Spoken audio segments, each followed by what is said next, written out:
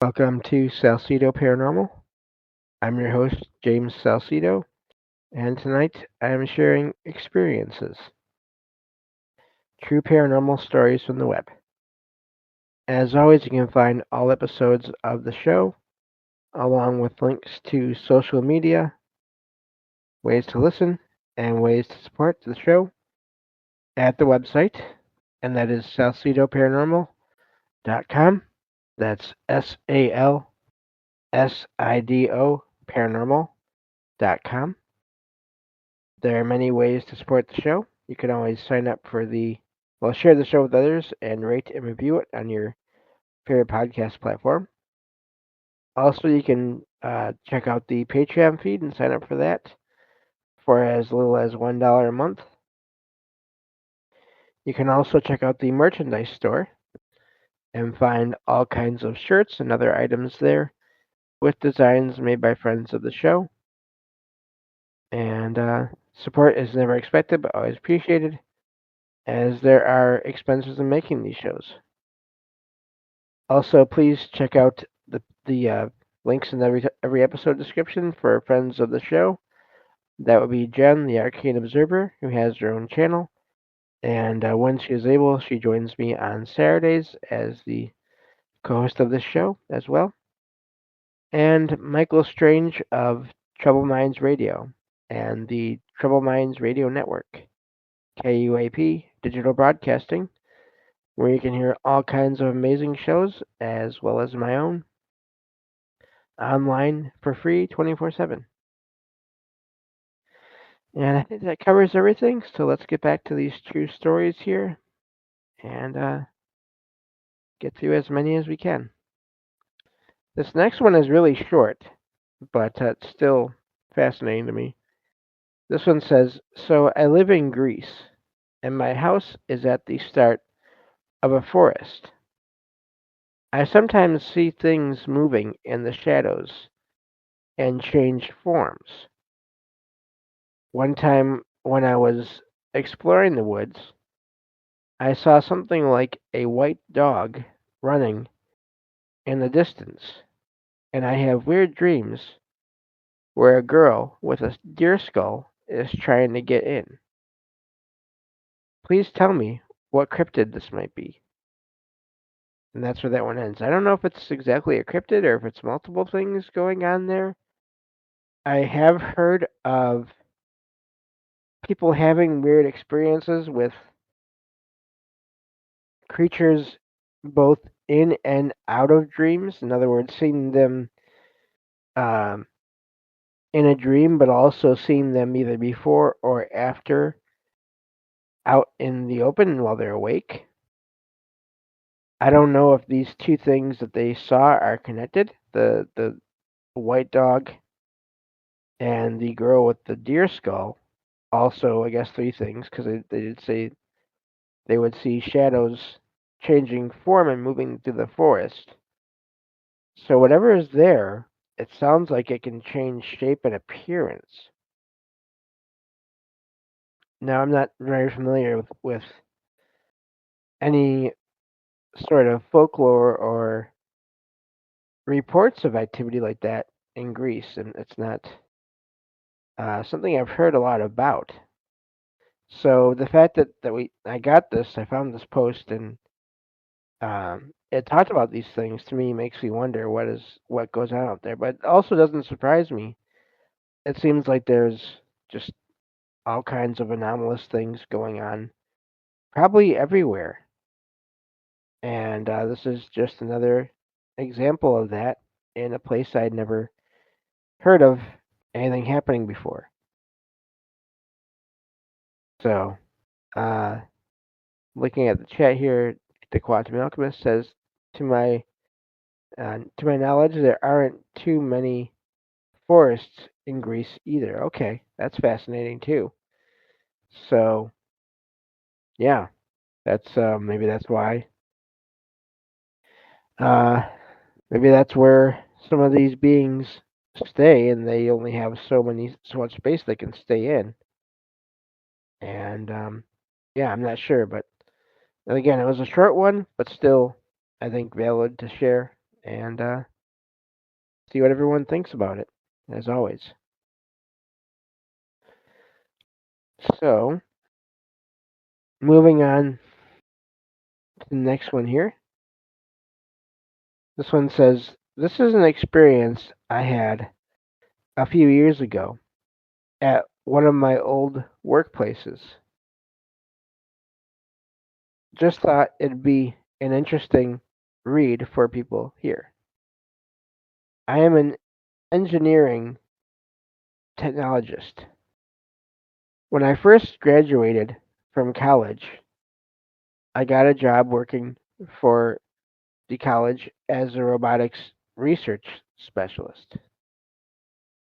Generally, this meant I was working with collaborative robots and programming their behavior and vision systems. One of the robots I was working with was an autonomous platform that used a Kinect, that's the Xbox camera system, I believe, as a vision system that connected directly to a laptop in order to see and analyze its data input. The system was more or less clean. It pretty much only showed you what it could recognize as a, in quotation marks here, human, based on a previous coding project as well as normal light vision that you would see from any old camera. The college I worked in is an older building in my city. Not historic, but it's part of the oldest area on the campus. The department I worked for wasn't located here, but the robot I was working on was. The robot had been stashed for years in a mezzanine office right over the college's machining shop. This office honestly just had a really weird vibe as a whole. It was small, a little musty and dusty since nobody had worked there for years, and cramped. Working in there gave you an odd feeling like you'd stepped back in time 10 years and plopped your butt on the dusty mid 2000s carpet. It had been so abruptly abandoned that when I was exploring the closet, I found a can of soup that expired 10 years beforehand. While I was up there fixing up that robot, I turned it on to check the quality of the video stream. I was testing to see how well it would track a person without getting distracted. So I stood in front of it, hopped up and down a couple of times to grab its attention, and started walking around the room to test its tracking. Suddenly, it stopped tracking me in the middle of testing and turned to stare at a blank space directly in front of it. I ran in front of it, started hopping up and down again, and nothing. The robot just completely refused to track me. It was absolutely fixated on that blank space. I checked the laptop, and there was a stick figure showing what the camera was tracking, and I was just desperately wiping the camera lens to get it to stop tracking, in quotation marks, nothing. No changes, and eventually I just gave up for the day, figuring that the stick figure was probably just a weird visual glitch and it would fix itself by the next day. The next day, I booted up the robot again and set it up. I didn't even bother trying to get it to track me yet. I just went through the codes on the laptop.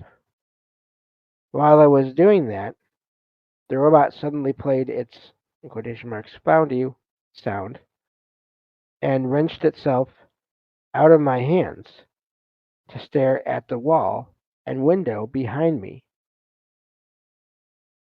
On the screen, I could see two stick figures.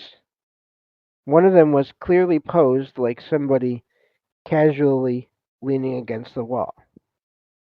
The other one was posed like it had its arms and chin resting on the windowsill. This windowsill is 20 feet off the ground over machinery with no actual way to reach it from the outside. I turned to look behind me to see what the robot could even possibly be tracking at this point. And as I did so, the robot uh, went, "Oh, you're gone."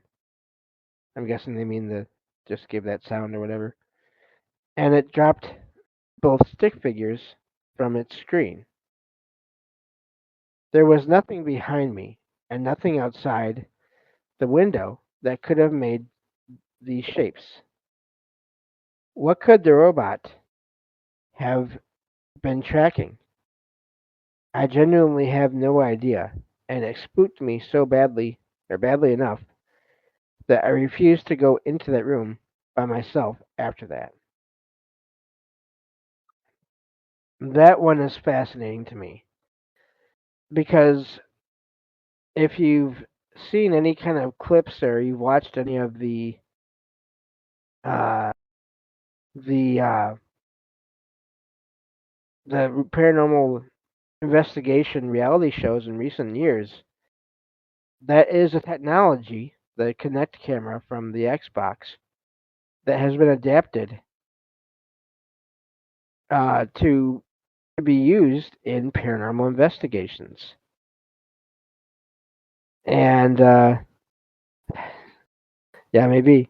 Uh, Don said they may call that the. Oh, I'm sorry, that's regarding the previous story. Uh, that poor robot was tracking the soup ghost. Yeah, could be. Um, but yeah, the it's really odd that these. Yes, and then Quantum Alchemist said, yeah, who else heard of the phenomena of tracking, navigating systems showing people that are not there, especially around graveyards? That's kind of creepy. Yeah, exactly. So it really is fascinating. Yeah, Tesla. There we go. I think Mike shared that in his server, in the Trouble Mind server some time ago. Maybe others as well. But yeah, so that whole thing is just really fascinating because here you have someone that's in a controlled environment and still picking up figures, and they're not even there looking for ghosts. They're not doing paranormal investigations. They're not putting that putting out that energy of I want to have an experience or I want to find proof of the paranormal. And they're just going through their usual work. Uh, that's just really um, fascinating that that would happen with that in that situation, but also again doesn't surprise me in a way. I don't know. So Dawn asks, didn't that start with the Wii, the Nintendo system? I don't know. I only heard of it through the um, the Xbox camera system, but I would think in general a lot of these systems would be similar and could probably do similar things, pick up on similar things, and give off that same kind of image. Yeah, that's the exercise one. Yeah, I don't know. Um, but yeah, it's just really fascinating that this person had this experience, and I don't blame them for not wanting to go back in that room alone. Also, was there ever? So what I'm wondering now is because there was that one figure that was leaning on the windowsill. So was there ever a floor there, or not, or ground at that level, or not? But even then, you wouldn't think there'd be a windowsill or anything unless there was a half wall or something to lean on. Unless it was just an apparition that was able to be wherever they wanted, up in the air, and showing itself in that way. I wonder um, if they were just as curious about what this guy was or person was doing up in this room after 10 or more years of no one being there, and wondering what he was doing, and maybe didn't even realize that they would be seen by this camera. Just all kinds of questions. That raises just all kinds of questions with that experience. And it goes back to something I've been talking about a lot recently, which is um, the role of technology and the connections and the manipulations of technology by unseen, well, I guess they're seen in this case, but by other consciousness in other levels of reality, whether it's spirits or ghosts or souls or human or non-human or whatever. There's just really, really a lot happening with technology in a lot of the posts I find. So, looking at the chat here, uh, the Quantum Alchemist says the live cams also sometimes pick up weird things. There are all sorts of videos of people uploading weird stuff. Their cameras picked up. Yeah, definitely. Uh, right. And Dawn says, Tech, I always wonder if it's a glitch first, but would be cool though. It's I would say that the glitch is always a possibility and probably does account for a lot. Excuse me. But the number of other experiences that happen with technology, to me, make me wonder if there's more than just that going on as well. Again, as I always say, I like to go with the idea of not one possibility for any one thing, but there being many, and many things can have the same effect. So, the quantum alchemist says the sphere amount seems too much for it to be a glitch, but who knows? Yeah. So, yeah, I really find that to be an amazing topic in and of itself. The interaction of paranormal, the other, whatever you want to call it, and technology, because it's just, I think we're going to see that pick up over time more and more. And I think we're seeing that now, here and there. So, and not necessarily things that are all happening right this minute. I mean, this post does talk about it being a little while back, and there's others as well. But just in time, over time in general, I think there's going to be more and more. So, moving on to the next one here. This one says, I'm interested in your experiences with the following man. He wears a black suit and a tall Lincoln hat, guess I mean a top hat, and has a cane. I personally saw him in a dream, and the strangest part was that he didn't seem like part of that dream at all, but rather like someone who had walked into my dream where he just sat and watched me. like he entered my dream to observe me. I wasn't afraid.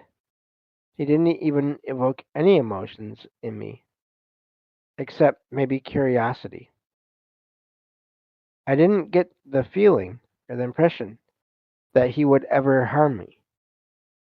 I came across many experiences where people said they saw him either in a dream or live, I guess I mean in waking life, but no one can guess or knows why he comes and who he is.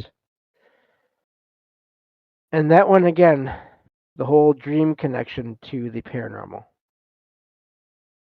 Um, Other beings, other consciousness being able to interact with people in their dreams.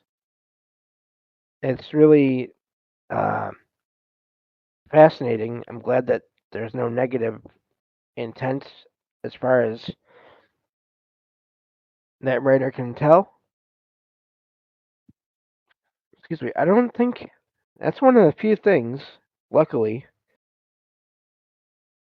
I have not really experienced in my dreams, in my out of body experiences or alternate parallel universe experiences. I have never had that kind of any kind of, as far as I know, of an observer. The closest thing I had was negative was where I had a week straight of nightmares. And it felt like it was not my own mind making them all. And of course, as I said before, I had this idea one day to put these different crystals I had beneath my pillow. And however that works, wherever that works, I don't know. But that helped to drive that away and stop that. But I don't know what the writer there has been seeing. They've sounds like they've done some research and found similar accounts, which is always fascinating when that happens. When you're able to do research into your own experiences and maybe find other accounts of similar experiences. That's kind of how I got started doing all this, listening to shows and things like that. And eventually I found forums and websites online where people would post their experiences and found similar things. And yeah, it led me to doing this show, this podcast. And so, yeah, I think that, again, there's so many people that have similar experiences. I have a hard time thinking that everyone is making it up or exaggerating um, or mistaken about everything. So so yeah, that's an amazing one there. I think that's where we'll stop as far as reading stories today. We only have less than a minute left. Um, so yeah, I should say there may be some uh, a break. I may have to take a break over the last week and a half of this month of December of 2025 due to family gatherings and all those things. I will keep everyone posted on the Discord. Hopefully, I will have enough shows um, saved up and I can still put out shows on my usual schedule. But again, have to wait and see how everything works out as far as time goes.